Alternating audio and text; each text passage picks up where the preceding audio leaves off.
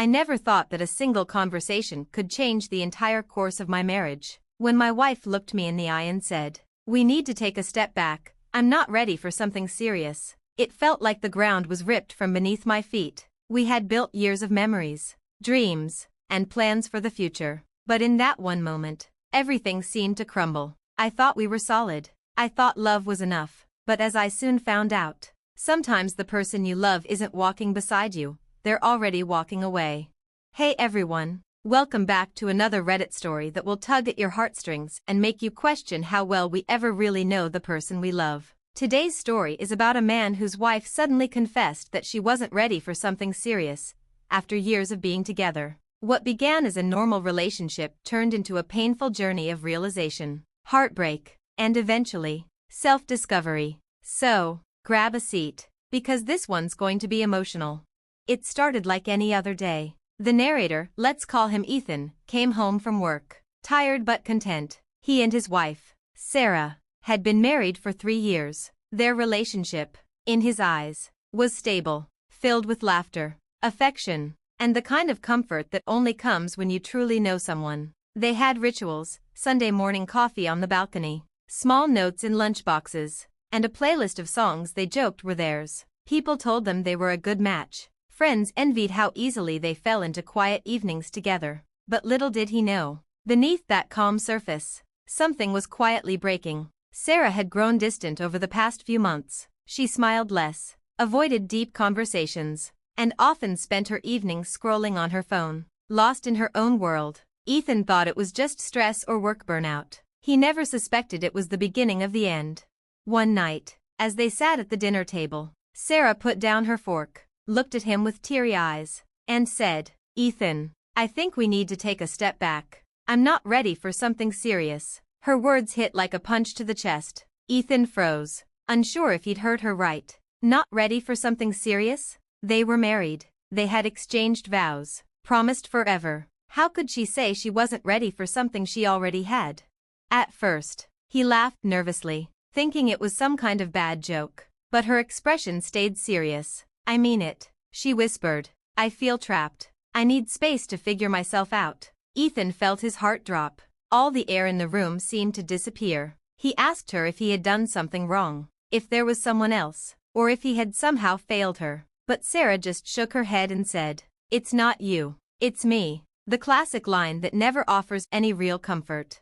That night, Ethan barely slept. He replayed every conversation, every argument, every small moment of tension they'd had over the years. He tried to find clues, signs that she had been slipping away while he remained blind. He realized that she had started pulling back months ago, fewer kisses, fewer I love yous, and more time spent out with friends or on her phone. He remembered the way she used to reach for his hand without thinking and how that gesture had become rarer, replaced by distracted silences. It all made sense now, but it didn't make it hurt any less. The following days were torture.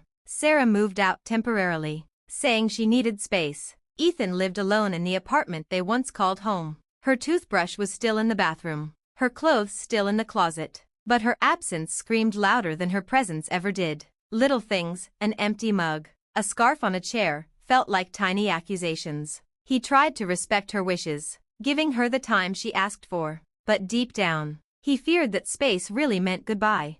Weeks passed. They talked occasionally, but her tone had changed. It was polite but distant, like two strangers maintaining courtesy. When Ethan asked if she wanted to come back, she replied, "I don't know what I want anymore." That sentence shattered him completely. It wasn't anger or betrayal that broke him, it was the indifference. The realization that the person he loved more than anything could live without him, maybe even prefer it that way. Ethan confided in his best friend, Mark, who told him something that stuck with him: "You can't chase someone who's already running toward the exit." It was harsh but true. For the first time, Ethan accepted that maybe love wasn't enough to keep someone who no longer wanted to stay. He began to focus on himself, doing things he had neglected, going to the gym, meeting friends, reading, even taking a solo trip. He tried to rediscover the person he had been before Sarah became his entire world. Those early weeks of self-care were messy and small: burned dinners, awkward runs, and nights where he'd belt out old songs in the car to feel less alone. Slowly, the noise dulled. Months later, Out of nowhere, Sarah reached out. Ethan's heart raced with a mix of hope and fear. She wanted to meet. They chose a small cafe they used to visit when they first started dating. The one with chipped blue cups and a window that caught the light just right. She looked the same, yet different, calmer, distant, as though she had moved on. She told him she had been doing a lot of thinking and realized she wasn't ready for marriage when she got into it. She admitted she had rushed into commitment out of fear of losing him, not out of readiness. She wasn't unfaithful, she said, but emotionally, she had checked out long before she ever told him. Ethan listened quietly. There was no anger left in him, only sadness and acceptance. He asked her if she wanted to try again, to rebuild what was lost. Sarah hesitated before replying. No, I think you deserve someone who knows they want you, not someone who's still figuring it out. It was both cruel and kind at the same time. She wasn't wrong. He did deserve that. The honesty in her voice felt like a bandage torn off, painful but necessary. When Ethan walked out of that cafe, something shifted inside him. For the first time in months, he felt free, not from her, but from the pain of trying to hold on to something that wasn't meant to stay.